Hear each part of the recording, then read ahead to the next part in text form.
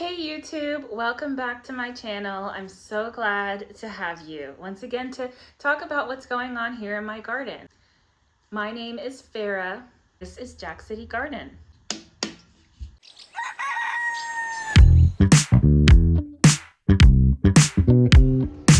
Just do something.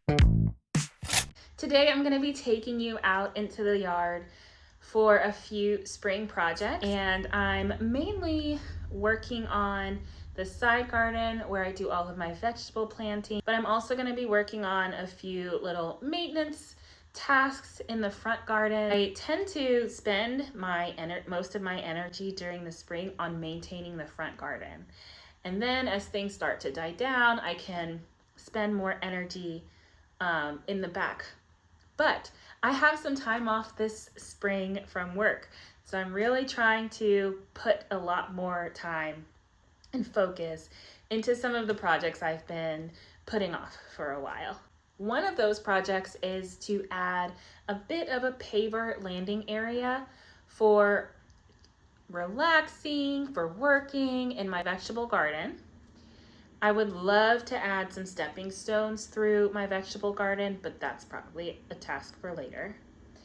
And tackling the colony of mint plants that has taken over my back garden is the first step. And if you've ever planted mint, you know that it can very easily and very quickly take over.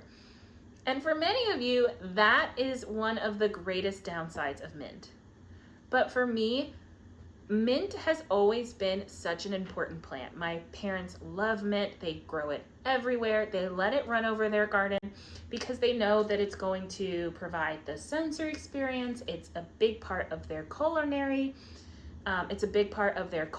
Experience, and we use it in a lot of teas and herbal remedies. But there has always been this belief that mint will help repel pests. And so far, through experience, I can attest to that. Mint has helped me to keep bugs down. Two ways. The first is that I plant it everywhere. So I don't see a lot of bugs in the areas that I've planted mint. And second, I cut mint down, I collect the leaves, and I let them dry. And anytime I'm hanging out in the backyard, I get a big metal pot, and I add some sticks, and I add all of the mint, and I make a little fire. And I can do that with a lot of other herbs like rosemary and lavender, but nothing repels, namely flies and mosquitoes, like burning mint does. Nothing is going to work like that does. Or you can throw a bunch of dried mint into the fire pit. If you fumigate, it might work. It might not. It might make your guests sick. But if you've got mint burning in the fire pit, it is definitely going to work, my friend. And everyone's going to appreciate the smell.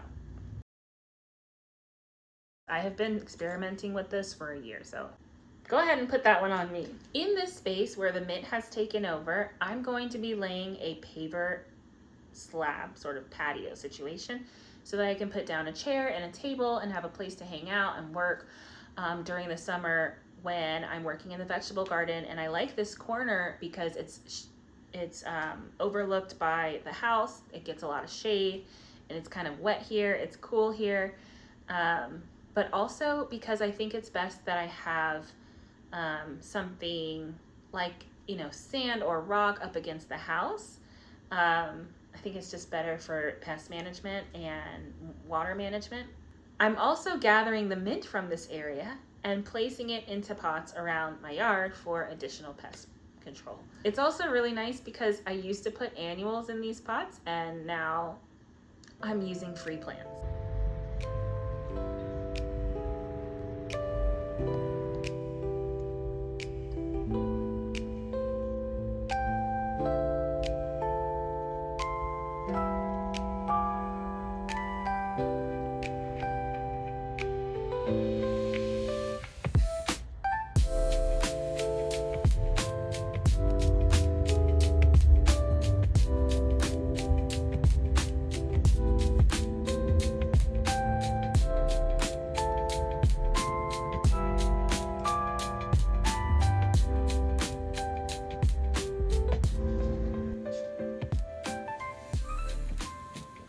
What else? Spring projects. So today I'm cutting back the front lawn, and it's my first cut of the year.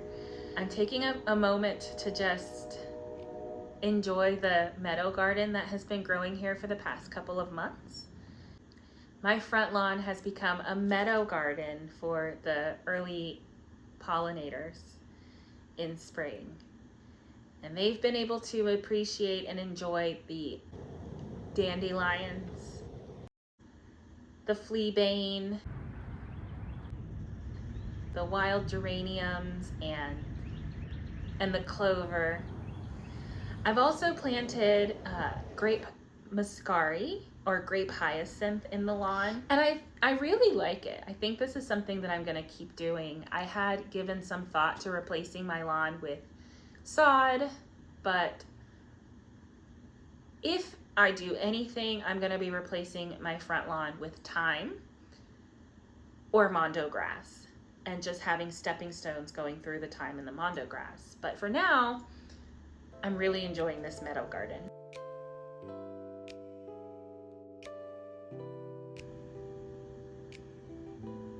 But I have to cut it back, unfortunately, because I'm going to be having some work done around the house and going to be having people over, and I wanted to make sure that the front lawn was a bit easier for people to navigate, especially for people who don't really enjoy walking through tall grass. If I'm being honest, the way that a nice cut lawn, and even in my case, it's a meadow garden, so it's not a homogeneous, green expanse, but just the edge and the fresh cut really sets off the rest of the garden so that you can appreciate it more.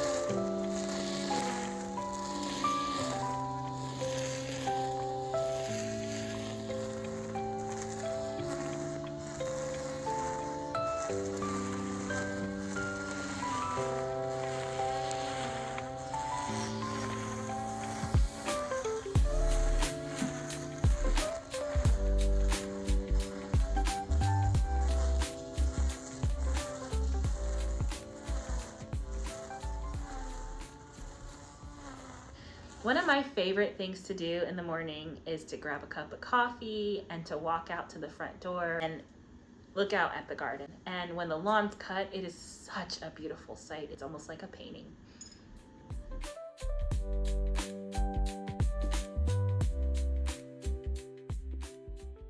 As I'm cutting the lawn, I'm also finding wild plants that I'm really curious about.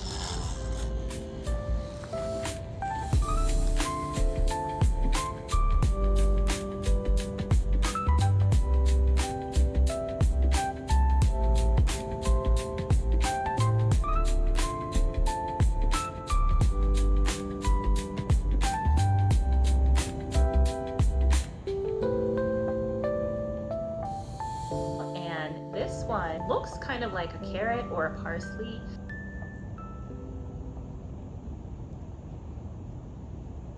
I did a quick Google search. It's not. It is definitely toxic. It's poisonous. It is wild hemlock, which is very dangerous, but there's a part of me that enjoys knowing that there are plants in my garden that could be used for nefarious purposes. And you guys, I'm not saying that anybody should be doing this, and I'm definitely not saying that I'm doing it, okay? What I was really hoping for was Queen Anne's lace. I don't know. I'm gonna see how it grows. If I don't like it, I'll just cut it down. I've done the same thing with fleabane. I like how fleabane looks. Fleabane has these really beautiful daisy-like flowers that are super small, and they start to flower before most everything else. So I think interspersed with the daisies is going to be nice, kind of carry me through the spring into the summer.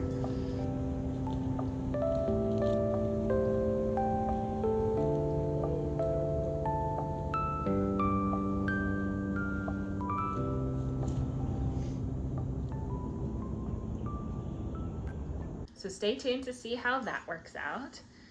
That's all I actually got to this week. I also spent some time with my parents. I really work in these little spurts, and I wish I could get it all done in one, but I'm just one person. And next week, I would love to share with you what I'm working on.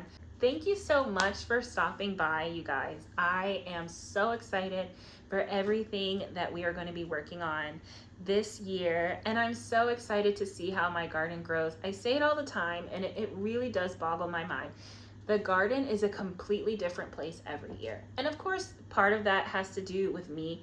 I'm constantly moving things around, shifting, changing, but things just move on their own, and things grow, and things die, and things flourish, and it's just so exciting. It's like, what's this year gonna be like? So I'm so excited that you're here to go on that journey with me, and I hope that you will be back.